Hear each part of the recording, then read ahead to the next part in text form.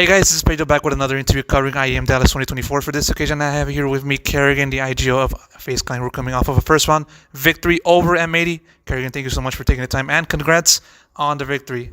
Start out with the obvious question: thoughts, feelings on the series? Yeah, I think we came out pretty strong. I think obviously Ancient is a map we have had some issues with the last couple of months, so it's a map we have worked on.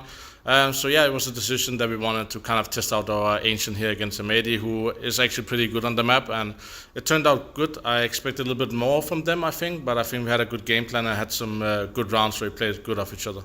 You sort of touched upon M80 and just their performance, and of course, M80 was a team that put up a decent showing in EPO. Coming close against the likes of G2 in that event. So you sort of already touched upon the team's performance, but what were your overall impressions, before and during this series? Yeah, I think before the game, obviously, I respect them, how they play good. Like I said, especially Ancient has been a good map, so it's a map I had to look into how they play and how they approach the game. So yeah, I think I expected a bit more from them. Maybe they were nervous, or I don't know really, because they've had some decent results lately.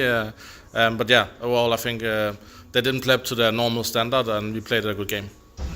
And of course, now going over to you guys, of course, in a season like this, train never stops, train keeps ruling. The train keeps moving, and as such, you move on to another competition. So, sort of now going over to the team's preparation for this competition, going from that EPL to now, what do you think was the biggest thing that you had to adjust within the team and also for yourself? I actually don't think we needed to adjust much. I think we just got Cyvood against Vitality. We had a 0 chance against him, who was owning us. I think we played really good against Navi over at APL, and I think also we played a decent game against Vitality, but in the end he just hard carried and we had no chance. So I think the most important thing was that we took a week off after EPL and just had a week practice. A lot of updates happened in between there, but that's the good part about having 7 map pool, that we're able to adjust when the Windows 2 came out, and now also with a vertical update. Yeah, as you said, recent changes have been made to the game, ahead of this competition, the map pool and everything else. So, you already touched upon it, but overall, what's your general impressions? Do you like it? Do you hate it? Are you anywhere in between? I think this is one of the worst map pools in a while. I still think it's a lot of curveball throwing in Dust 2 and a huge vertical update that we're playing that. But overall, I think it's a strange map pool. I think Overpass was a different map and nice to have in the map pool. I don't think there's so variety of maps now that there used to be. So obviously I'm not so happy about it, but that's how it is, right? We have to play and just try to find a way to win the game. Yeah, and of course, and going a little bit behind from that, just sort of touching again on EPL, of course, when it comes to looking at FaZe Clan, your track record within CS2 is pretty much almost perfect. Almost always finishing within the finals, be it first or second place. Of course, coming off of a runners-up finish in Copenhagen. But for you guys to finish in 5th, 8th, a few stages before the finals in EPO, how do you kind of look at the team's overall struggles within that? I think obviously it's good. I think having the pressure that you reach every single final, you think about, you're trying to break records, right? At some point, it's good just to relieve that pressure, and I think we didn't lose to ourselves. Like I said, when you look at the game, we just but he was playing insane, Saivu, and when he plays like that, he's the best player in the world, right? And we don't shoot as hard in that game, then you're gonna lose, and you're gonna lose a game against a team that's really hungry to win because we beat them in the major semifinals. So I don't put much thought into it. Like I said, we lost to a top class team. It's not like we lost to a team we shouldn't. So I don't really think too much about it, and I just hope that we come in with good energy the last 2 events of the season. Even so, it's such a great showing. Not many teams are able to just go on such a run, regardless of regardless if a team wins or loses. It's one to even get to the finals, time and time again. It's very remarkable. That's how I would see it. But for you, as someone who's ultra competitive, always looking to finish first place, how do you kind of look at the team's overall run so far up until this point within this new game? I think overall we played super good, right? I'm just a little sad we didn't win either Katowice or the major final, right? When you're playing those finals, that's the trophies you are the most hungry about. It's the Katowice, the Cologne, and the major. And when you don't win them, you come in second. That's pretty annoying. But it's just part of the game, right? We had a fantastic year in 2022 where we won all of these three big events. You're going to lose sometimes. But overall, I'm just happy we make the final, meaning we are a competitive team. If you want to win a tournament, you have to beat FaZe Clan.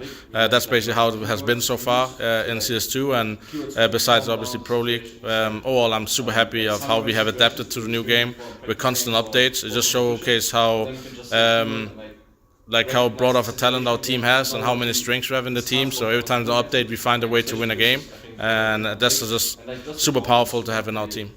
It also speaks to the level of intellect and just your mentality and just having the ability to dismantle teams, both within the server and even outside of it, due to preparation and everything else of the like. For you to still be at it, and especially even now in a new game, latest in the evolution of CS, do you feel like, individual-wise, do you feel like you're at your best as the IGO, leading, besides, mechanics and stuff? Yeah, I think I'm improving every day individually, but everybody else is improving faster than me. I think the level of Counter-Strike now, compared to 5 or 6 years, is so high. Everybody's shooting so hard, new players coming out and just owning us. And I think mentality-wise, I'm at my strongest as a leader, as a player. I always find a way to win. That's the most important thing. Doesn't matter if it's beautiful or ugly. You have to find a way to win. When you win the game, nobody else cares how you did it. So I think the most important thing is that my mentality is the right place, and I'm always gonna try to be at 100%. Sometimes burnout can affect that. Obviously, I'm up the age. I can't play 14 hours straight every day. I have to manage my time really wisely to be at my top. But in the level, I'm trying to keep track. I always want to do more, but I believe I am improving every day. But like I said, I think other players are improving faster. For sure, for sure. One other team that I kind of want to bring up is Mouse, a team that just put in, are currently number one in the world ranking according to HO TV.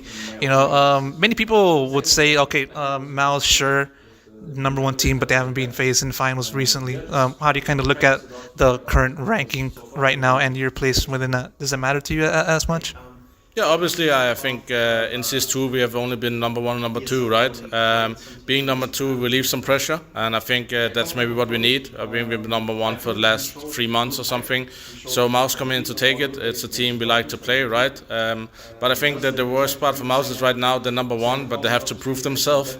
And I think sometimes when you're number one, you don't have to prove yourself. I think your results speak for themselves. And you beating Spirit 3-0 in the final and Vitality 3-0 in the final, you are probably the best team, right? They just have to showcase it. And I think the community is pressuring, obviously, to do good here in Dallas, in Arena. So I'm just looking.